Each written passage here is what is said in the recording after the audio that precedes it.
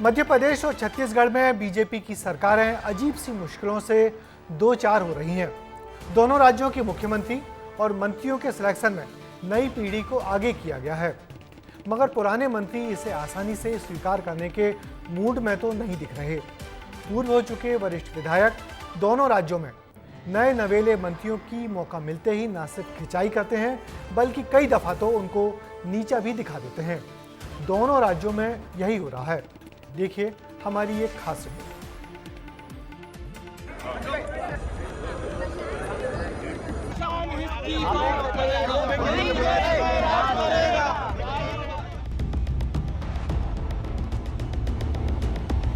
राजधानी भोपाल में कांग्रेस नेताओं ने हाथों में कटोरा थामा और विधानसभा के बाहर राज्य के लिए कर्ज को लेकर कटोरा पॉलिटिक्स की।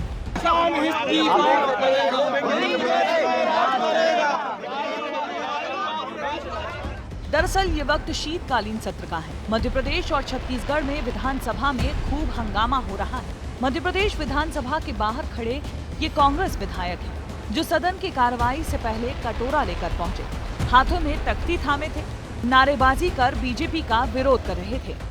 ये कटोरा माननीय मुख्यमंत्री जी और माननीय उप मुख्यमंत्री जी, जो वित्त मंत्री भी हैं, आने वाले समय में मध्य प्रदेश के हर एक नागरिक को थमाने वाले हैं, क्योंकि प्रति व्यक्ति कर्ज लगभग 50,000 रुपये हो चुका है। उसकी इनकम इतनी है नहीं और कर्जा इतना उस पर पहले दिन से लाद दिया गया है। एक ओर विपक्ष बीजेपी को घेर रहा था, तो वहीं दूसरी ओर शिवराज सरकार में मंत्री और खुरई से विधायक भूपेंद्र सिंह मोहन सरकार यानी अपनी ही सरकार के मंत्रियों से सवाल करते नजर आए। सदन में परंपराएं टूटने का आरोप लगा दिया।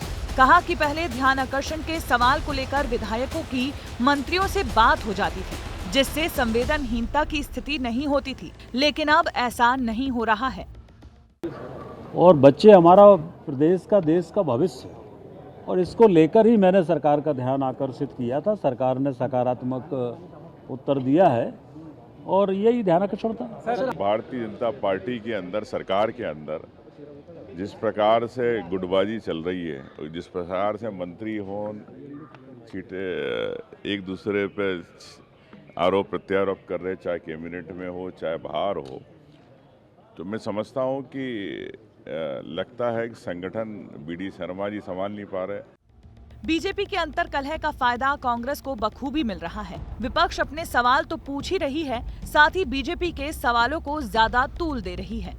बीजेपी के सीनियर विधायक भूपेंद्र सिंह ने ये पहला मर्तबा कोई बयान नहीं दिया है। निजी स्कूलों में यौन शोषण का मुद्दा उठा के उन्होंने पार्टी गाइडलाइन के खिलाफ बात की है। ठीक इसी तरह छत्तीसगढ़ में भी कांग्रेस और बीजेपी की सियासत से परे रमन सरकार के विधायक साय सरकार पर भारी पड़ते हुए नजर आए हैं। डिप्टी सीएम जवाब दे रहे थे और विपक्ष की बजाय बीजेपी नेता अजय चंद्राकर और राजेश मूणत अरुण साव पर सवाल दागने लगे। साल भर में या इससे पहले 5 साल में माननीय मंत्रीगण में से किसी ने कहा उपलब्ध करवा दूंगा, तो किसी भी सदस्यों से पूछ लीजिए उपलब्ध हुआ है क्या। जब स्मार्ट सिटी ने काम करे, हमने कंप्लीट कर लिया, तो मैं आपके संज्ञान में और आपके माध्यम से खाली इतनी जानकारी चाहता हूं कि 6 करोड़ का फुवारा लगा, वो आज तक चालू क्यों नहीं हो पाया। शीतकालीन सत्र का दूसरा दिन हंगामे से भरा रहा। कांग्रेस बीजेपी में गहमा गहमी से ज्यादा बीजेपी के अंतर कलह सुर्खियों में रही।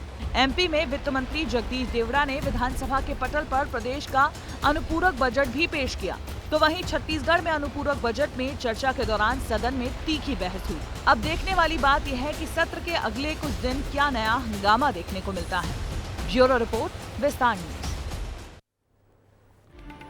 दरअसल वरिष्ठ पूर्व मंत्रियों को अनुशासन में रखना कोई आसान काम नहीं है।